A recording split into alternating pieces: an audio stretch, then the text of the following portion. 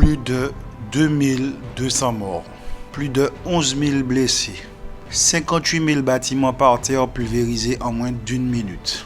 Des pères, des mères de famille qui grattent le béton à main nue dans les ruines de Caracas ou de la Guerra pour essayer de retrouver le corps de leurs enfants ou de leurs proches.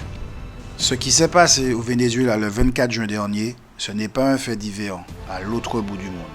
C'est un séisme de magnitude 7,5 qui a fait trembler la terre juste à côté de chez nous. Une double secousse d'une violence inouïe qui est venue nous rappeler une vérité géographique implacable. Nous partageons la même plaque tectonique. Nous partageons la même menace. Le Venezuela a pris de plein fouet ce que les scientifiques appellent un avertissement majeur. Et l'onde de choc psychologique a traversé le canal de Sainte-Lucie pour venir frapper à nos portes. Depuis ce drame, je me pose cette question.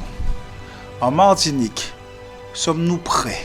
Les officiels sortent les micros, rassurent, parlent de plan d'urgence. Mais vous me connaissez, ici, on fait sauter les planches pour voir vraiment ce qu'il y a dans le béton. Et la réalité brute, celle que personne n'ose vous dire sur les plateaux télé, c'est que si ce monstre de 7,5 se réveille demain matin à 14h sous la Martinique, la majorité de nos écoles primaires, maternelles, lycées ainsi que des bâtiments publics s'effondreront sur nous et nos enfants. Bienvenue dans l'épisode 15 de Décoffrage. Aujourd'hui, on arrête les faux semblants et on démonte le mécanisme financier criminel qui met notre île en sursis. Générique.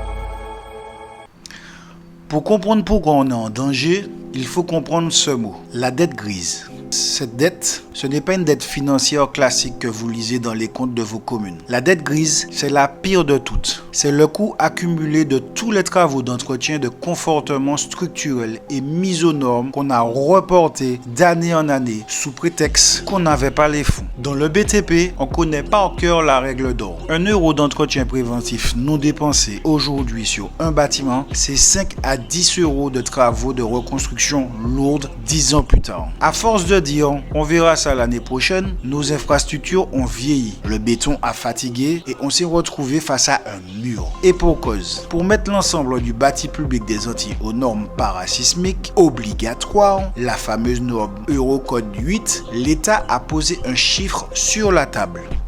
Accrochez-vous bien, 5 à 6 milliards d'euros. Voilà le montant de notre dette grise globale pour notre sécurité.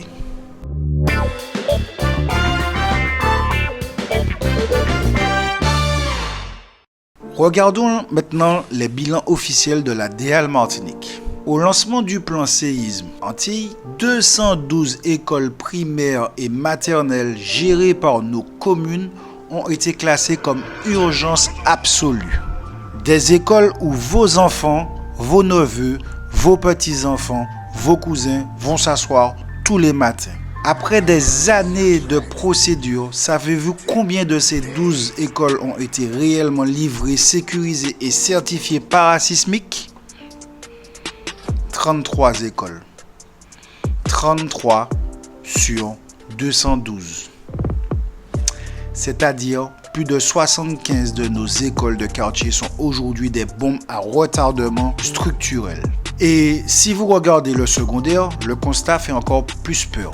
À peine 41% des collèges et 42% des lycées de la Martinique ont été sécurisés. Ce qui veut dire, écoutez-moi bien, que près de 60% de nos collégiens et lycéens étudient chaque jour dans des structures incapables de résister à la secousse qu'a subi le Venezuela. Plus de la moitié de notre jeunesse s'assoit chaque matin dans un bâtiment qui menace de devenir leur tombeau au moindre grondement de terre.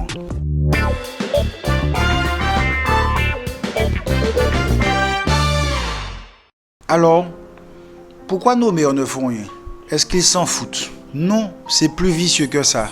Ils sont face à ce qu'on appelle en économie de construction un mur d'investissement.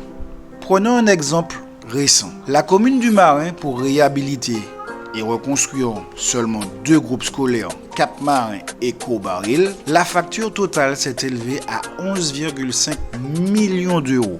On parle de 2 groupes scolaires. Pour sortir cet argent-là, la municipalité a dû arracher des subventions partout et surtout souscrire un préfinancement massif de 14 millions d'euros auprès de l'AFD pour l'ensemble de ses projets de sécurité. Maintenant, faites le calcul pour une commune moyenne qui a 5 ou 6 écoles à remettre aux normes. La facture monte direct à 25 ou 30 millions d'euros. Comment voulez-vous qu'une mairie martiniquaise, dont le budget est déjà asphyxié par des charges de fonctionnement hyper rigides et des frais colossaux, pour mémoire, 42% de la population active martiniquaise travaille pour la fonction publique, soit un peu plus de 2 habitants sur 5. Dans ce cas, où peuvent-ils trouver cette somme? C'est parfois 3 à 5 fois la totalité de son budget annuel d'investissement global. Elles ne peuvent pas. Structurellement, nos communes sont bloquées au pied du mur et la dette grise continue de grimper pendant que la faille tectonique se charge en énergie.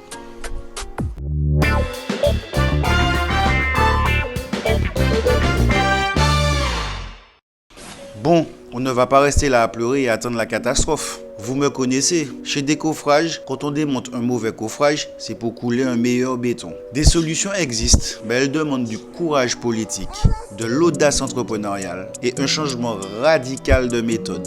Solution 1. Choc de l'ingénierie publique déléguée. Le premier problème des communes, ce n'est pas toujours le manque d'argent, c'est le manque de bras techniques. Monter un dossier de réhabilitation d'école, faire les diagnostics amiantes, solidité, lancer un appel d'offres en commande publique sans se faire rétorquer par le tribunal administratif, ça demande une ingénierie pointue que les petites mairies n'ont pas forcément. La solution, il faut que la CTM et l'État créent une task force d'ingénieurs et de conducteurs d'un travaux publics directement délégués aux communes. Une brigade technique qui prend les dossiers en main, boucle les cahiers de charges et consomme enfin les enveloppes du fonds Barnier et des fonds européens qui dorment dans les tiroirs. Solution 2. Un moratoire sur les délais de paiement du BTP.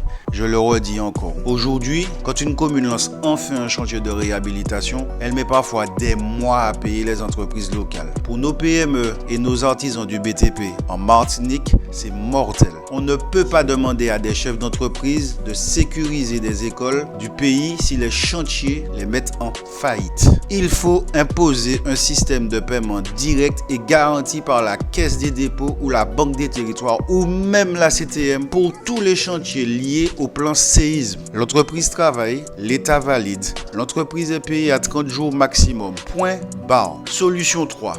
Le jumelage, rénovation thermique et confortement parasismique.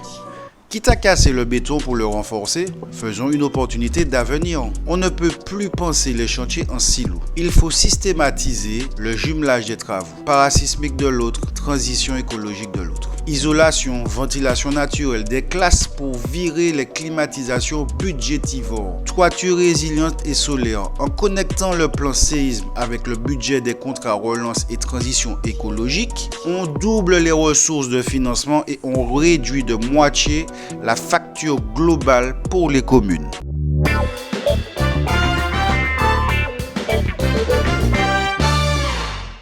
C'est bon? T'es toujours là? Ok. Mesdames et messieurs, l'immobilisme n'est plus une option. La catastrophe du Venezuela nous a montré ce qui se passe quand le sol décide de reprendre ses droits. La dette grise des écoles de la Martinique se paiera d'une manière ou d'une autre. Soit on la paie aujourd'hui en investissement massivement dans nos PME locales pour renforcer nos bâtiments, soit on la paiera demain par la vie humaine sous les décombres. Et la vraie question, elle est là. Sommes-nous prêts à sacrifier nos propres enfants pour un mur d'investissement? Sommes-nous prêts à accepter que des lignes budgétaires ou la paperasse administrative passent avant la vie de nos gamins? Moi, ma réponse est non. Et ça doit être non pour toute la Martinique.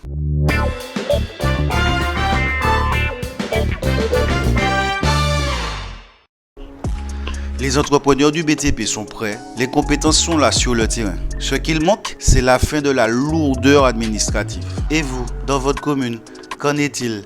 Est-ce que l'école de vos enfants a été auditée? Est-ce que les travaux ont commencé? Mettez-moi le nom de vos communes en commentaire. On va faire le point ensemble. Partagez cette vidéo. Faites tourner la vérité.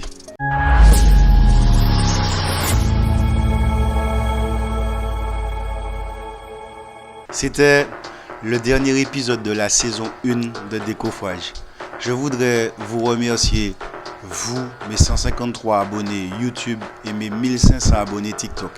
Et tous ceux qui me suivent et ne sont pas encore abonnés, je voudrais vous remercier. Je voudrais aussi remercier particulièrement ma femme, mon mentor, F. Petitpré, Madame Joss, pour l'exemple de lutte qu'elle m'a inculqué. Et aussi remercier les membres du club Protéines Lamentin, ainsi que ma famille, mes cousins, mes cousines, ma soeur, pour la force qu'ils m'ont apportée dans mon projet. Sans oublier mes gars sûrs du souhait. Et je vous donne rendez-vous à la rentrée prochaine pour de nouvelles aventures. Allez, tchuss!